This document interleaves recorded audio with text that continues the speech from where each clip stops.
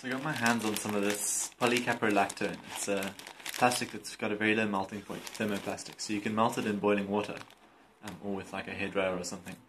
So I just stick some granules in a cup of boiling water, and then you can sort of shape it and form it and mold it around things to get little holes, and just play around. It's like Play-Doh. And if you form it into sheets, you can cut it when it's still sort of fairly solid, and then when it cools down, it becomes this very, very hard, strong, solid plastic. What I normally do is just keep some of it in rods, whatever I don't use. But the granules are also quite fun to play around with. And you can make fun little things. I don't know if you can see this properly, but it's like a little genie, and you can form it around things so that you'll hold up pens and so on. But the thing I found fun was making like these articulated finger mechanisms. And that's just by squishing it with the ruler. So you got these, it's quite flexible when it's thin, so you got these little living hinges. So this is the next sort of iteration of that. I've got some thread, and you can articulate this little hand, and it can grip things okay. Pick up and hold objects, hold them between the tips of the fingers even. Let's see what else I can pick up. Yeah, so I thought it was just quite a fun material. What a fun way of playing around with basically Play-Doh for adults.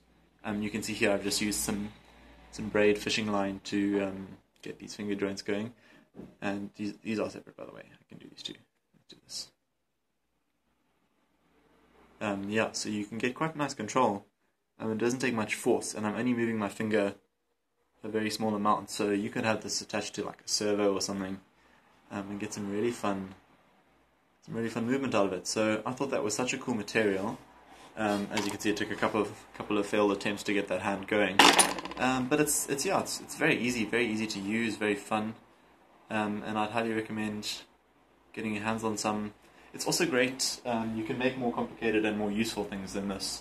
Like here, for instance, I just had a dead board and I didn't want the solder scraping on the desk, so I've just made these little standoffs. And you can also use it like for if you've got an LED or something. It sort of diffuses the light very beautifully. It's quite hard to see on camera, but this is this lovely diffuse blue glow as opposed to a blindingly bright LED going there. So yeah, it's got several uses. You can see I've added some mechanical stability under the LCD just because there's not much support, and little things like that. Reinforcement on cables where USB cables are plugging in and out. Holders for things, little sockets on a desk. You can just literally get a big lump of it and poke things into it, and then you've got the perfect little stand. So there's endless things you can do. I've seen much more complicated robotic sort of builds based around this. You can form it, into a mold. You can use something else to mold it. So you can make one little mold and then do many little things. Oh, and it's also good.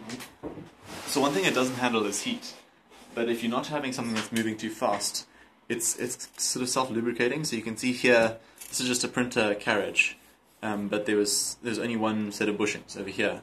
This was just kind of loose to wobble around. So I've made a little bushing, and that slides very easily. In fact, it usually just slides up and forth. You can't see that. At least it was.